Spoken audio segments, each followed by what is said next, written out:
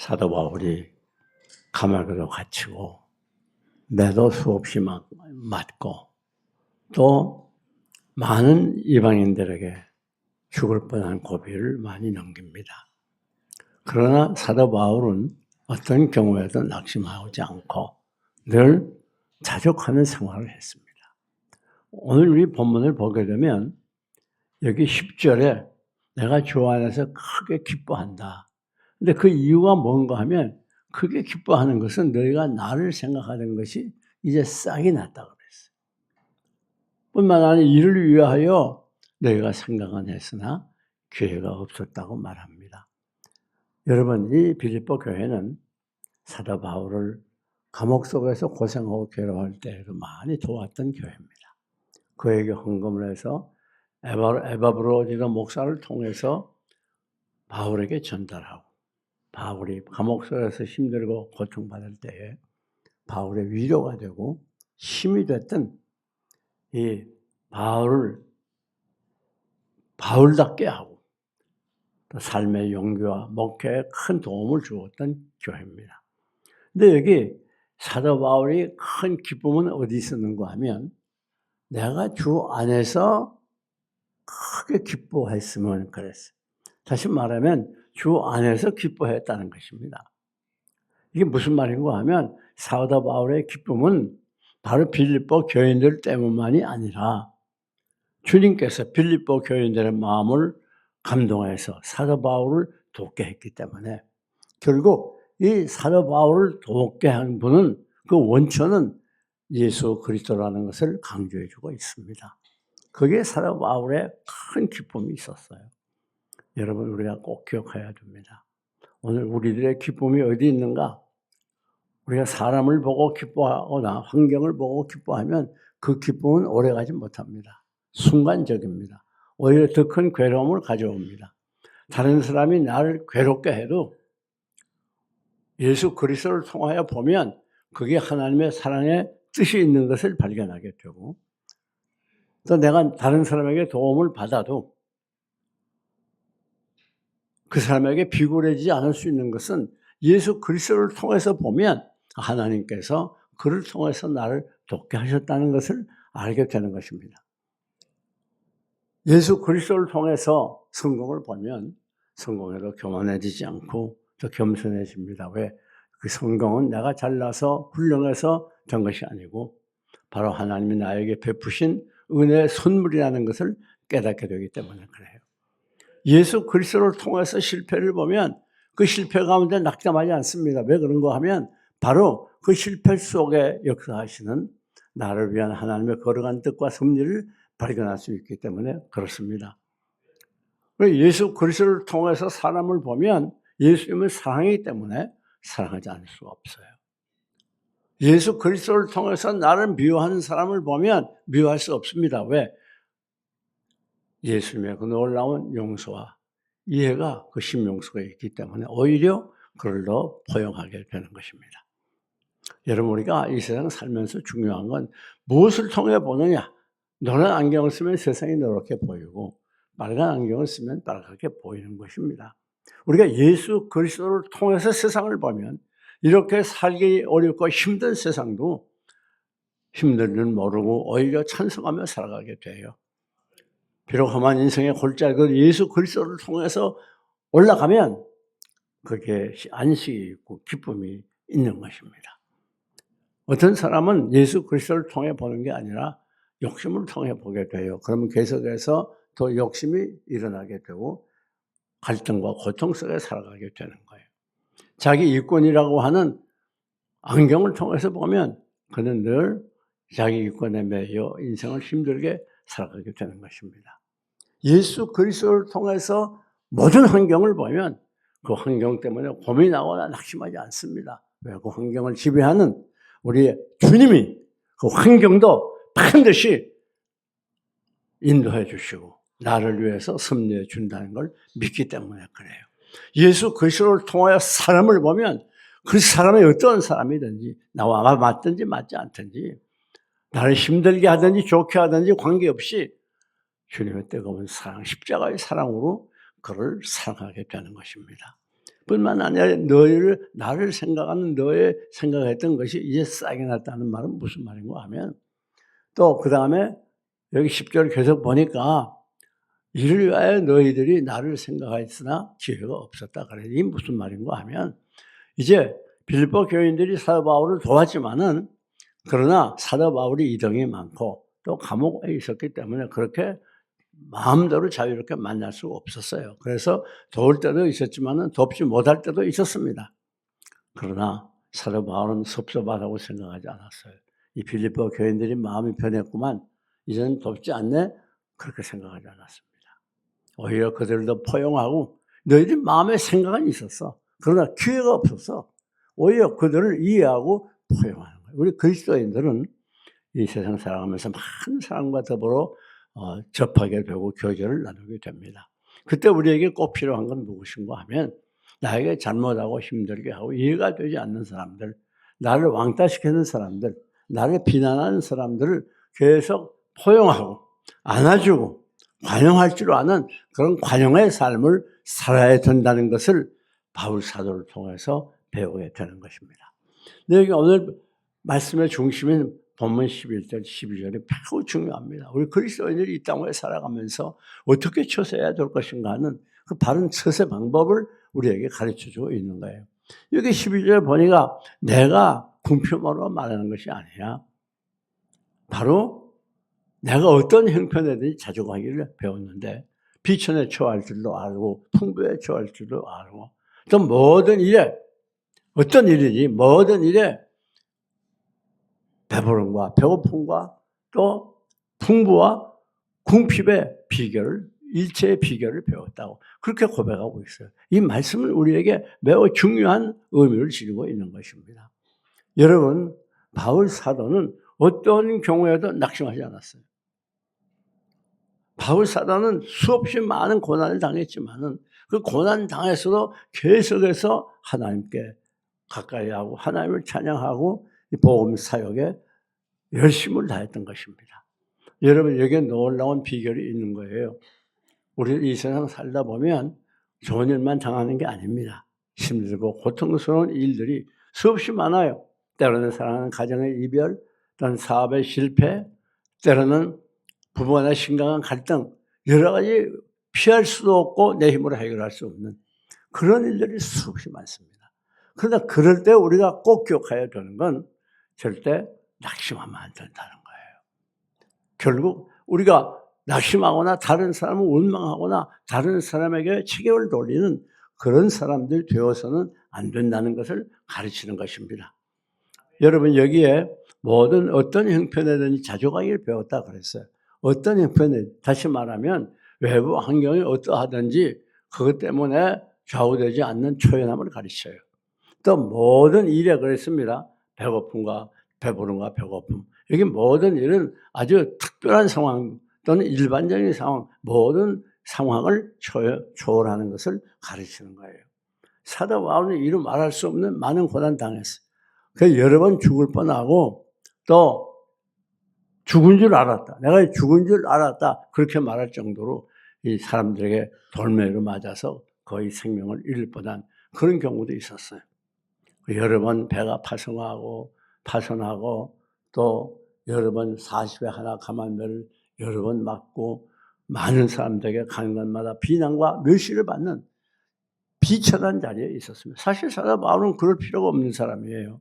가말 장대 가장 유명한 가말리알 문화에서 그런데 가장 인정받고 뛰어났던 학자였습니다. 그리고 좋은 가문의 왕의 세상했던 그런 가문에서 태어난 바리새인 중에 바리새인이요. 당신이 누구든지 부럽지 않게 살 수 있는 그런 자리에 있었어요. 누구보다 부럽지 않게 살 수 있는 그런 자리였지만 사도 바울은 스스로 그런 비천한 자리로 들어갔습니다.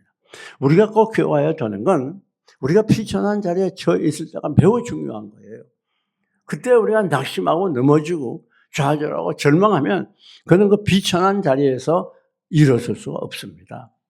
우리 비천한 자리는 하나님의 은혜의 자리요, 축복의 자리요, 우리를 더 나가게 하는 자리요, 다시 일어나게 하는 자리요, 우리를 살리는 자리요, 하나님의 역사를 체험하는 자리가 되는 거예요. 많은 사람들은 자기들이 좋은 자리에 있을 때보다 비천한 자리에 있을 때 그 자리를 잘 이용해서 비천한 자리에서 일어나서 크게 성공한 사람들이 우리 주위에 얼마든지 있습니다. 보통은 비천한 자리에 있으면 사람들이 낙심하기 쉬워요. 그리고 자기 비하하기 쉬워요. 나 같은 게 뭐 할 수 있는가? 나는 아무것도 할 수 없어. 그리고 자기 스스로 자기를 버리고 자기를 망하게 하는 자리로 뛰어드는 경우들이 얼마나 많은지 모릅니다. 내 힘으로 해결할 수 없는 그런 여러 가지 힘든 역경과 고난 다가올 때 그때 비천한 자리에 처해 있을 때가 굉장히 중요해요. 왜 그런가 하면 그 자리에서 우리가 낙심하지 않고 주님께 더 가까이 가고 주님 더 의지하고 믿음으로 살면 하나님께서 그 비천의 자리가 축복의 자리로 바뀌어지게 해주시고 실패의 자리가 성공의 자리로 변화되게 해주시고 거기에 비천한 자리를 통해 하나님의 역사를 체험하고 하나님의 사랑을 맛보게 되고 비천한 자리를 통해서 하나님과 멀어졌던 관계가 가까이 가게 되고 비천한 자리를 통해서 넘어졌던 자리에서 일어나게 되는 거예요. 우리가 이 비천한 자리에 처해 있을 때 그 비천한 자리를 잘 이용하는 지혜가 있어야 되는 것입니다. 두 가지 사람이 있어요. 비천한 자리에 처해서 그 비천한 자리 때문에 다시 일어나지 못하고 영원히 실패자로 산 사람이 있고 그 비천한 자리에서 오히려 하나님을 가까이 하고 믿음으로 살아서 박차고 일어나서 전보다 높게 올라가고 전보다 더 앞으로 많이 전진하고 전보다 더 큰 믿음으로 놀라운 삶을 사는 그런 분들도 우리 주위에 얼마든지 있습니다. 여러분, 내가 어떤 자리에 있느냐 하는 게 중요한 게 아니에요. 내가 어떤 자리에 있든지 내 마음이 어떠한가 이게 굉장히 중요한 것입니다.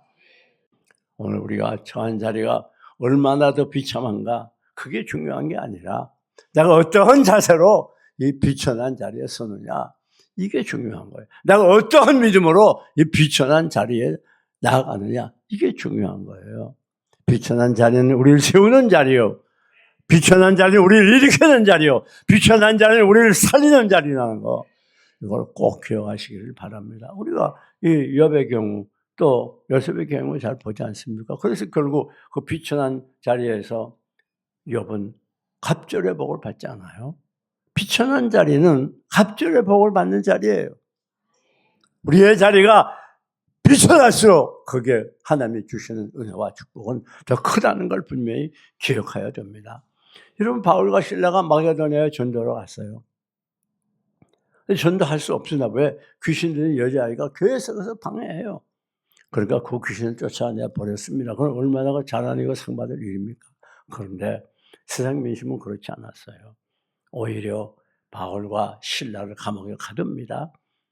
여러분 실컷 매를 떨어놓고 감옥에 갇혀 있는데 사도 바울과 이 실라는 넉넉히 원망할 수 있는 걸음이에요. 왜 그런가 하면 사도 바울이 마게도냐로 가려고 하지 않았어요. 아시아 지역으로 오려고 했는데 하나님이 명령이기 때문에 할 수 없이 마게도냐로 갔습니다.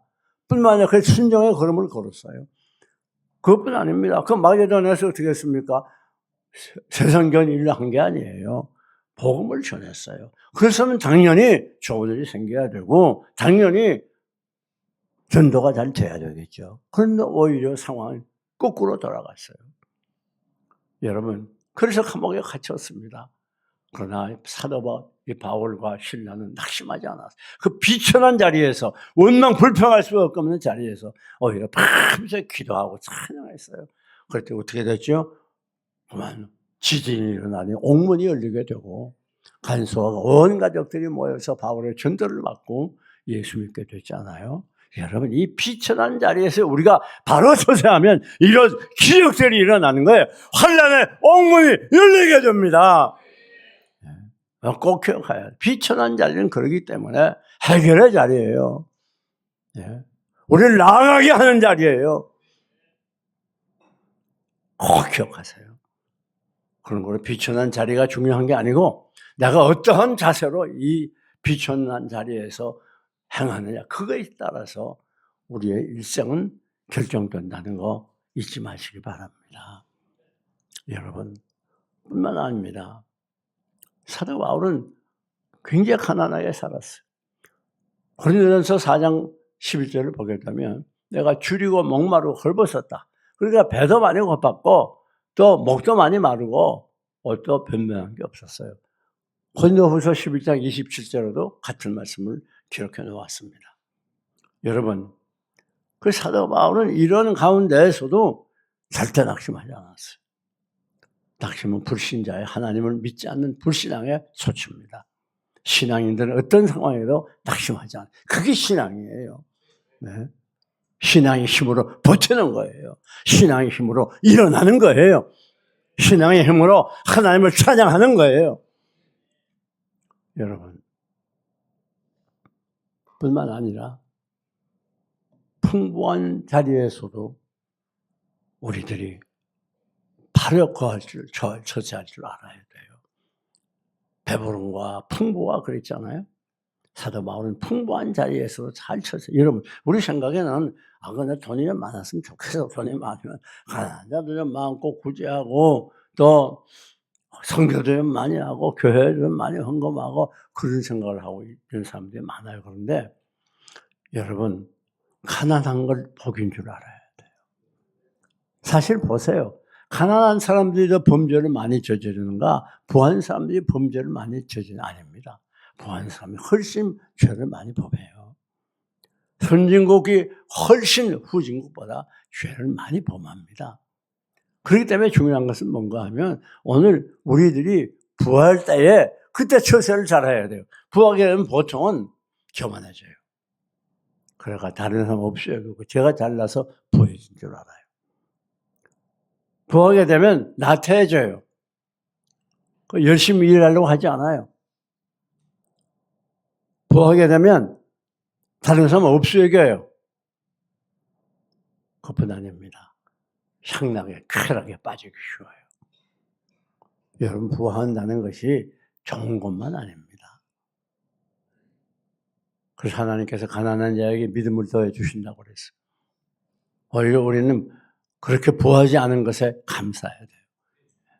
아마 여기도 그렇게 잘 살지 못하고 부하지 않기 때문에 열심히 신앙생활하는 사람 많을 거예요. 여러분이 비천한 자리에 있지 않았으면 지금처럼 열심히 나와서 기도하고 하나님께 예배하고 찬양하겠습니까? 여러분, 부하는 것 조심해야 돼요. 디모데전서 6장 9절을 보게 되면 부하려 하는 자들은 시험과 올무와 어리석고 여러 가지 어리석고 해로운 정욕에 떨어지나니 그 침륜과 멸망에 빠지는 것이라. 여러분, 돈 많이 벌려고 자꾸 그러지 말아요. 그러면 거기에 막 매여 있다 보면 시험을 받게 되는 거예요. 그것 때문에 돈 많이 벌려고 그것 때문에 싸우게 되고 미워하게 되고 다투게 되고 또 하나님의 일을 소홀히하고 신앙생활을 멀리하고 그렇게 되면 안 된단 말이에요. 여러분, 부해봐요. 돈이 많아봐요. 뭐가 생각납니까? 어떻게 하든지 좀 더 즐겁게 엔조이하며 살려는 마음이 드는 건 누구나 당연하지 않습니까? 그러다 보니까 세상 쾌락에 빠져들어갑니다. 신앙생활을 멀리하게 되는 거예요. 네. 여러분, 그러니까 부하려 할 때 우리들이 조심해야 더 겸손해지고 더 낮아지고 부할 때도 다른 사람을 인정하고 높이고 부할 때일수록 이것이 다 하나님의 은혜입니다 인정하면서 하나님께 더 가까이 나가고 더 열심히 신앙생활하고 이게 참 신앙인이에요. 사랑하는 교회 여러분, 부한 것만이 반드시 좋은 것 아닙니다. 우리가 누가복음 12장 6절을 보게 되면 어떤 부자가 농사를 많이 져가지고 창고에 크게 채워놓았어요. 그리고 뭐라고 말합니까? 야, 나는 이제 평생 먹을 게 다 차여있어. 편안히 먹고 놀고 쉬자. 그렇게 말합니다. 근데 하나님 뭐라고 말해요? 야, 내가 오늘 밤 네 영혼을 부르겠다. 그럼 네가 가진 소유가 네 것이 되겠느냐? 무서운 말씀이죠. 오늘 우리가 부하다고 교만하지 말아야 되는 건 내가 무슨 일 당할지 알 수 없다는 말이에요. 우리가 어떻게 압니까? 내가 내일은 오늘 지금 이 시간만 내 시간이지 이 시간 지나면 다 내 시간이 아니에요. 어떻게 될지 무슨 일 만날지 몰라요. 내가 돈이 좀 있다고 할지라도 이 돈이 언제 날아갈지 몰라요.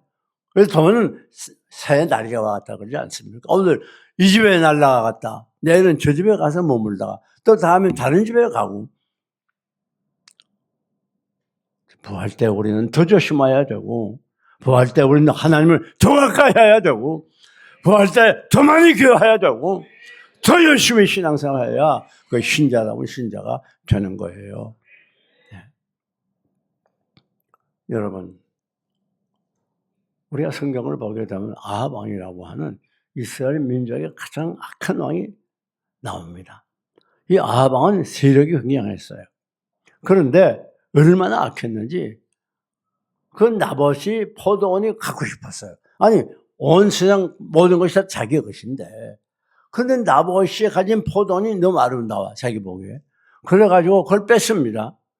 그 나봇에게 달라니까 안 주고 우리 조상 대대로 내려온 겁니다. 멋집니다. 그러니까 그 나봇을, 그 포도원의 주인 나봇에게 죄를 뒤집어 씌워서 죽여요. 그리고 그 포도원을 취하게 됩니다. 사람의 욕심이 한이 없는 겁니다. 그럼 어떻게 됐습니까? 아합뿐 아니라 그 가족들이 다 멸망받지 않아요.